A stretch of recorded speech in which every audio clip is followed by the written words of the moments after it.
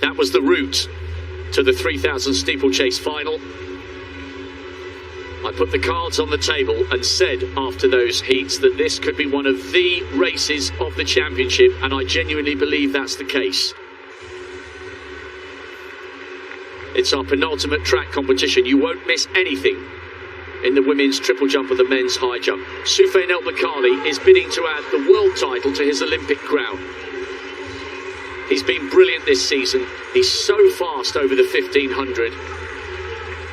He's gaining a reputation as someone who is so difficult to beat. Haile Selassie on the inside, 5th in Tokyo last year, national record holder for Eritrea. Now to ELbakkal. Bronze in Doha, silver in London. Can he complete the collection here and become the first non-Kenyan to hold the Olympic and world titles at the same time? Well, Hardy of France, European Team Championship silver last year.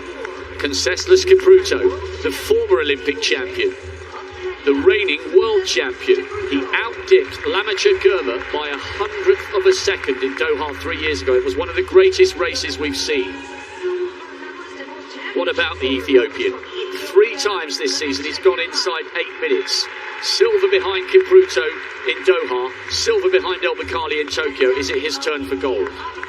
Sabli of India, national record this year, unheard of for an Indian to run that fast, 8:12. Abraham Kibiwot of Kenya, Commonwealth silver 4 years ago, 2nd in the Rome Diamond League in 8:06. He's in form this season. So too is Genet Wali, just off the podium in Tokyo and Doha, and he's a fine 5,000 metre runner. He's got brilliant speed endurance. Arce of Spain.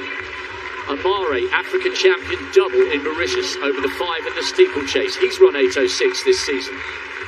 Abdel Wahid of Italy, European under-23 silver in 2017. Martos of Spain, a European finalist. To Hilary Bohr, the former Kenyan, proudly flying the flag for the United States. In the top 8 in Rio, in the top 8 in Doha, and the national champion for the United States. A world youth champion, a world youth silver. Leonard Bett on the second from the outside for Kenya, and then Evan Yeager with a slightly different haircut. This is Yeager Mark II, a torrid time with injuries. The silver medalist from Rio and the bronze medalist from London, delighted to be back in form, fit and healthy, and in the final. ELbakkal will be the favourite for this one. But if he wins, he might be pushed, quite literally, every step of the way. Don't take your eyes off this final for a second, the 3,000 steeplechase. I have never heard noise like it on the last 500 metres of the men's 10,000 final. This is a crowd that absolutely loves its distance running, and they will be enthralled here, not specifically about Hilary Bohr, but because they know, Gail Devers, in this race, we are watching the best of the best of the best. The reigning Olympic champion, the former Olympic champion, the man who's finished second on both occasions. Cameraman stuck out on the track there, now just getting out the way. That's why the field split, but he now moves back on the inside, and he won't be making that mistake when they come round at the next time of asking. No, Gurma has the 2 silver, so I think that's his motivation to stay. I got to get up there because the last 500 meters I've got to be in contention. And then Wale has that flat speed, so we'll see what happens coming around. It's I like to see Yeager up there. Yeah, that is really good to see him back from injury, and he said making the US team meant more to him than the Olympic silver, because he never thought he'd get back to that level. Martos is leading. It's very tactical in the early stages of this steeplechase. We will come back to this soon, but we've got to get back to the field temporarily. Martos leading, Yeager second, Kipruto third. Barshim going for 2:35. Oh, so good. It is going to take something phenomenal to stop him securing a hat-trick of high jump titles. First time clearances at 24, 27, 30, 33 and 35. He's miles in front at the moment, the first man over.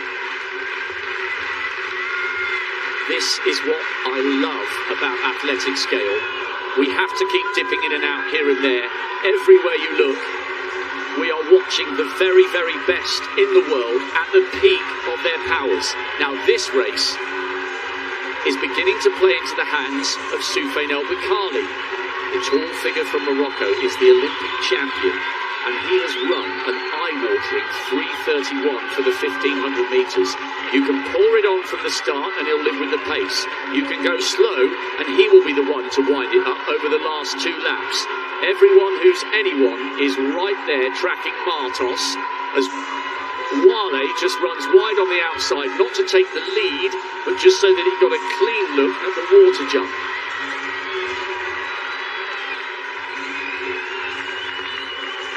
You wonder if somebody's going to actually say, okay, I'm going to open it up, or are they going to wait to the finish? But like you said, no matter where they are in the race, Bakkali figures out, I know how to get this done.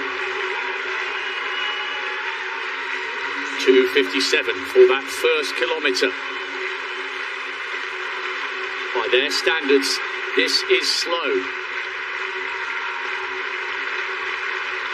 Somebody needs to grab this race by the scruff of the neck.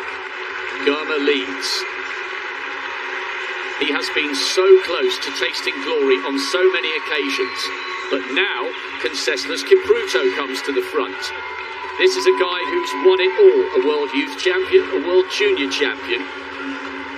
He's the reigning world champion and won the first of his 2 world titles in London 5 years ago. Car crash at the end of 2018. He's had all sorts going on in his life off the track, but he looks like he's approaching his best form, tucked in on the inside. He looked really comfortable. He was exchanging words in Swahili with Hilary Ball at the end of the semi-finals, or heats, or whatever you want to call them, and they're talking to each other again now on the inside behind Lamic and Girma.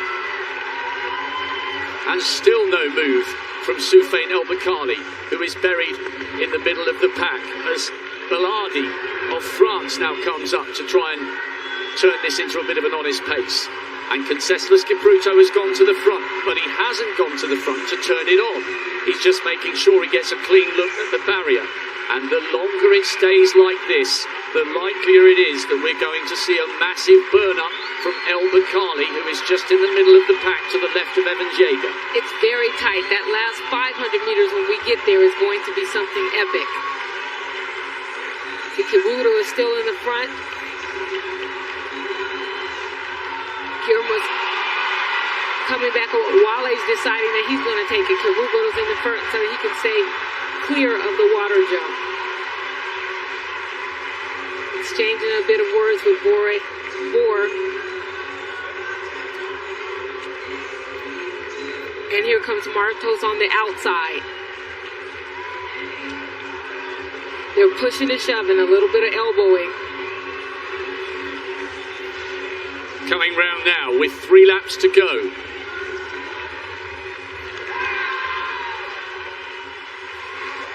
Woo. Second attempt, 2:35. Barshim's got clean at the first time of asking. Oh, wow.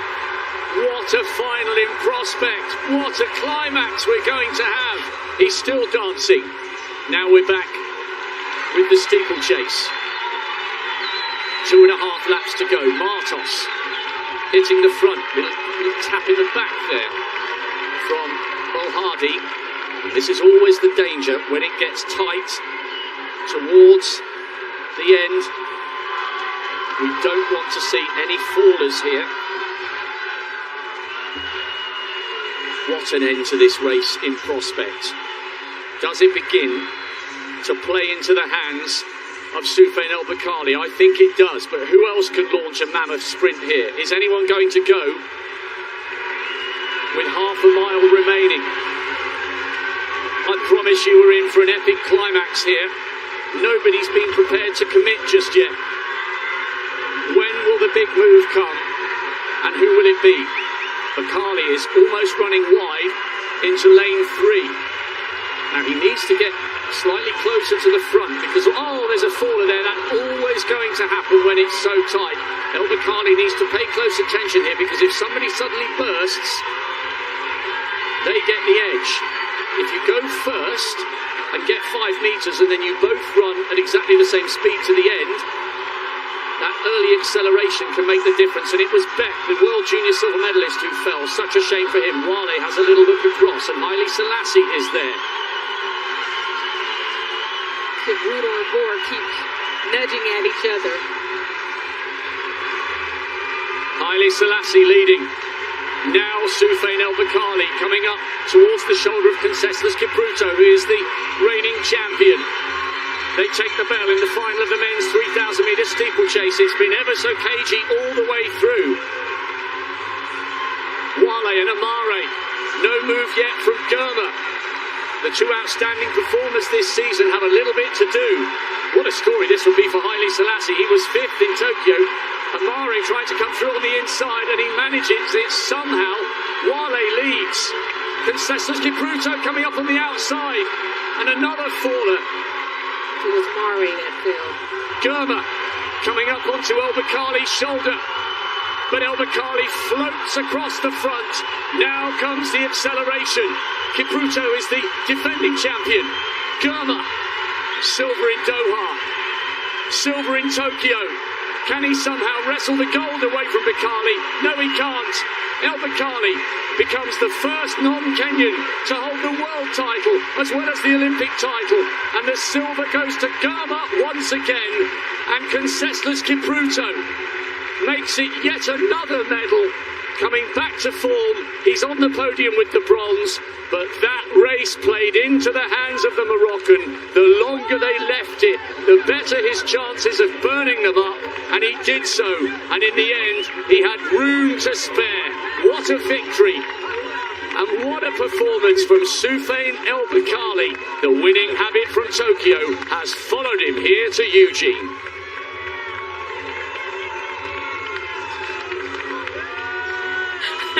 There's another dancer for you.